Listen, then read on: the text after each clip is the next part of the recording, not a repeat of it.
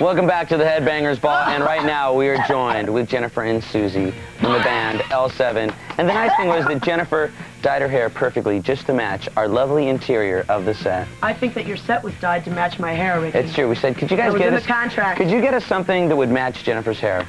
So how are things going? They're going good. What a loaded question. Of course they're going good. It can go so many ways.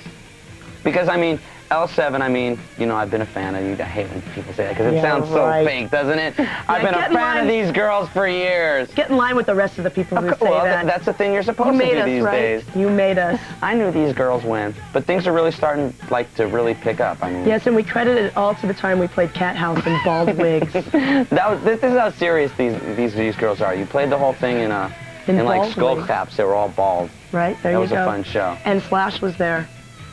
And Ricky introduced me to Slash. And he wore an L7 shirt. Bought an L7 shirt. He was so drunk, he put anything on. That show was so hilarious. I could barely keep from cracking up looking at each member of the band. It was really fun. But y'all look like aliens. Take us to your leader. There was a guy who thought that was our gimmick, that we did that every night. Exactly. He goes, you guys are really great, you guys rock, but you had to lose the gimmick. So now he sees like videos of you girls and he's saying, oh, well, L7's really wearing wigs because I saw him about 8 months ago and they were all bald. Now this is the kind of guy who thinks Spinal Tap is a real documentary. He lives it. But anyway, I mean, things are going good. Now the album, Bricks Are Heavy, said it right.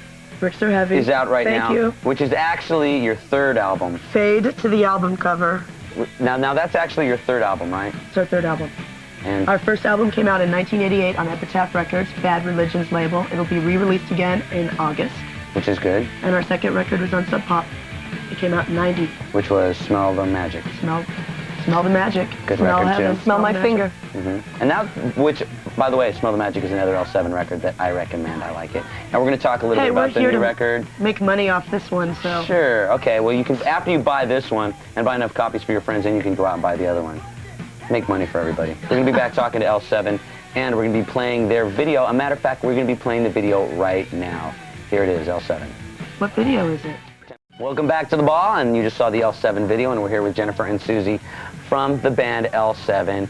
And I know you were out here in New York to play the new music seminar. New music seminar. That new business, music biz type of thing.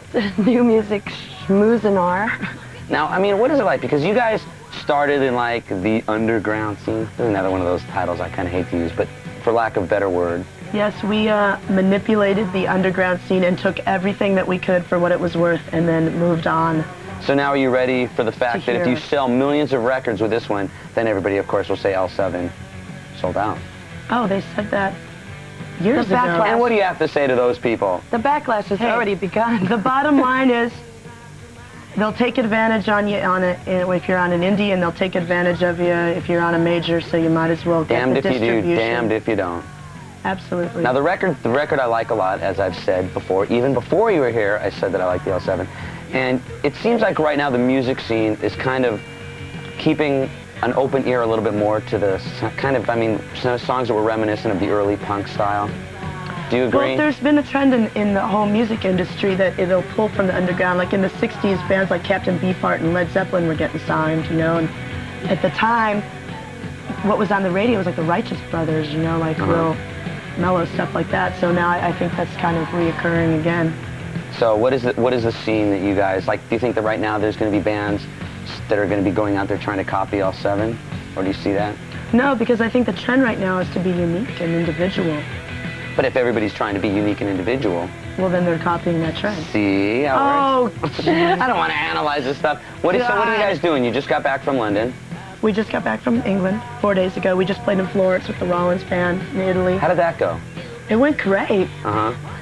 Henry Rollins does Taekwondo on stage, just like Elvis during his karate period. Did my Rollins imitation really? Jennifer pantsed him. I pantsed him on stage. Our last show with him, yeah. We really like them. They're great guys. Yeah, they are great. We're going to be back talking to the girls in L7 as the Headbangers Ball continues, so don't you go anywhere, okay? Welcome back to the Headbangers Ball, here with two more ladies from the band L7, Danita and Dimitra. And you just got back from tour over in Europe. Correct. Right? And I was talking to the other girls, and they said that went real good.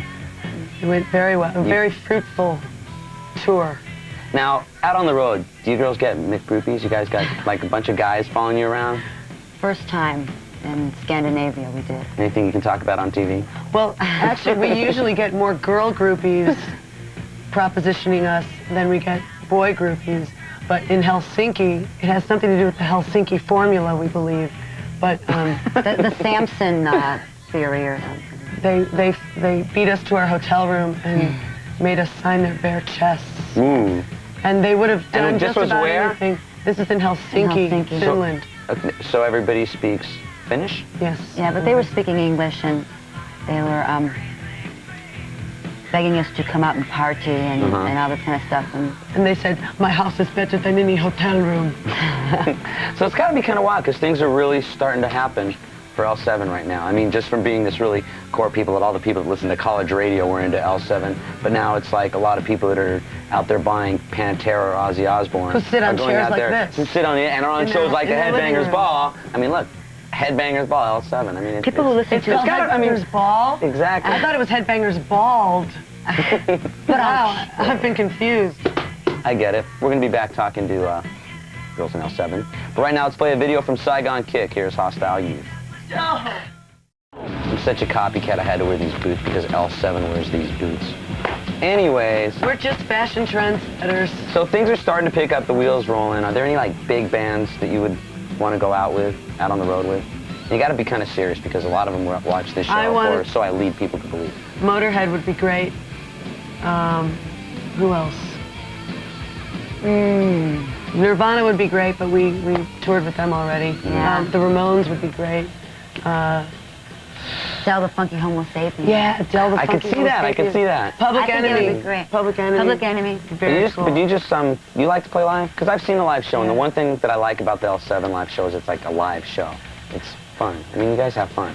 Well, And the one thing I also want to mention, because I have to be real quick, is that not only do you have fun, but you also get serious. I mean, you kind of, I hate to use the word politically correct, but there's a lot of statements that you go out and you play a lot of different benefits, Yes, we do. like, Well, we've always done benefits.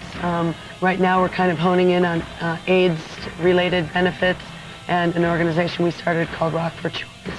Rock for Choice. Sorry, I sound like the Arthur today. Which is for reproductive freedom. You know, it's with the Fund for the Feminist Majority. well, thank you very much for stopping by. Check Thanks out for the having L7 us. record. I think you're going to like it. I like it a lot. And check them out on the road because it's a real fun show, too.